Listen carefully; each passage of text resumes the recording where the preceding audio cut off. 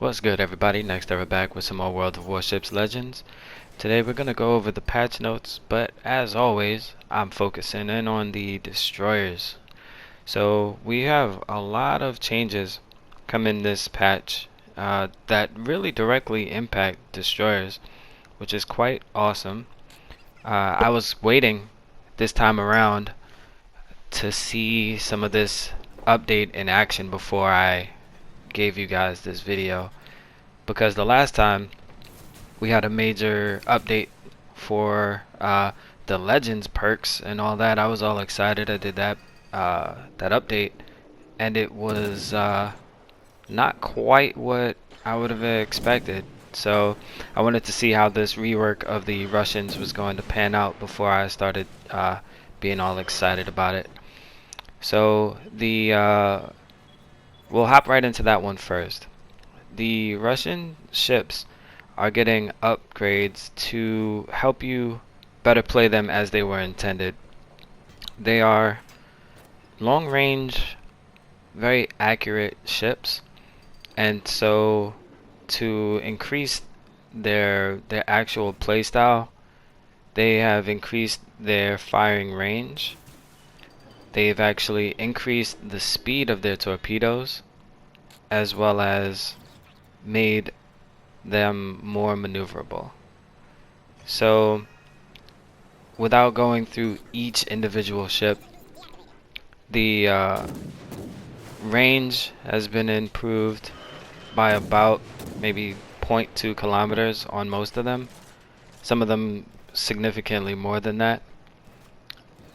And then the actual torpedo speed is getting a bump of 5 knots. So that should be good. Whereas on the highest level, the Tashkent was 55 knots. It's now 60 knots for just your base on your ship. And then you can boost that up to 64 if you have Gurren on there. They are also making it so that we're going to have a new Halloween special event, which is going to be dope because this is a destroyer team deathmatch. So it says 4 teams of 3. So this could be really awesome. This is going to be really awesome. Hopefully. And it also is coming with 3 new event commanders. Now, for them to have event commanders and them being all destroyers, this has some really interesting potential, considering they haven't said anything about these commanders. I have no idea who these commanders are at all. So this could be really cool. Hopefully, right? Another major change that's coming is we have this new campaign, which is for what appears to be the first American torpedo boat in the game. Now that it's out, I could see the specs. The torpedoes, I believe, are 7.5 range with a 1.1 detection range, and they are 56 knots, I believe, if I remember that right, 56. And the reload was 82 seconds. So that's significantly lower reload than a number of the American destroyers, with a range that is higher than, I think the Benson is what, 6.5, right? So it should be interesting to see how this pans out. The guns, I mean, they're still fast, and they're still going to be like shooting free throws from range.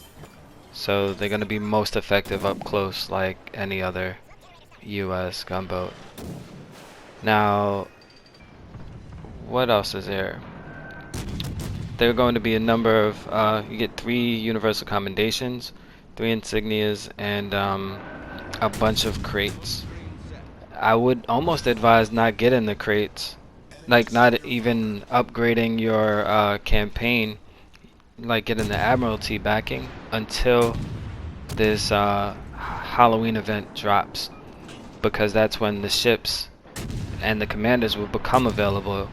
So, and just so you know, the crates, when you buy a crate, it's filled with whatever it is. So even if you wait to open it, it doesn't matter. It has what's in it when it was purchased. So I'm just playing the odds. I wouldn't imagine that to be available just yet. And also the Italian cruiser line is officially launched, so you now can get the tier 7. Overall, this is going to be a pretty cool upgrade to what we have going on already. They did a lot of button improvements and whatever. Being able to ping the map, which you might have seen when I called out where the lightning was on the map during this match. Now if you'll notice, I still have my torpedo reload, right? This is not a mistake and this is not uncommon. This is tactical. You gotta wait for the best opportunity to actually use it. This is the last ship on the map. He still has a significant amount of health, so even if I hit him with a few torpedoes, he might still be able to survive it, depending on his build. And there's so many different variables. He could survive it. Now look at this Richelieu on our team, right? He, for some reason, is charging the Odin. He had enough time before the Odin was even spotted. He could have just drove away, right? But he's trying to battle it out. Look, he has no health, charging an Odin. So I care very little about him charging the Odin. I'm more concerned with the fact that he is blocking my torpedo reload. Look at that. All those torpedoes. That Odin was dead. Look at this. For what, bro? Why? That's my question. Now it's just an Odin that has just under half of his life, and 2 destroyers that are close enough for the Odin to shoot at. Right? So this match, which was pretty well sewn up, is now very close, because we're both within this guy's range. And now it's just me. This it's like, it's just one of those moments in life that, you know, you kind of sit there and you're like, how did this happen exactly? Right? But I know that I don't have to shoot at him anymore. He has to kill me to win this match. So I know he's not going to just drive away into the sunset. Because if he did, I'll just drive into the sunset too. I don't have to kill you. So I'm launching torpedoes to where he would have to go if he's going to try to launch his other set of torpedoes at me or get into an aggressive stance towards me. So anyway, looking forward to seeing how this Venom does. I'm actively avoiding getting that Admiralty backing, because until the 15th of October, I don't think those boxes are going to be loaded with the commanders that come out on the 15th. It's the Horns of Doom, baby. The Horns of Doom. So, as always, I try to make sure you guys get information from a destroyer's perspective. There are a number of things that, you know, you can definitely get all of this information from, you know, T-Bull and them. They're going to have like the general stuff. That's cool. But I'm always going to point out what you guys might be looking forward to on this channel.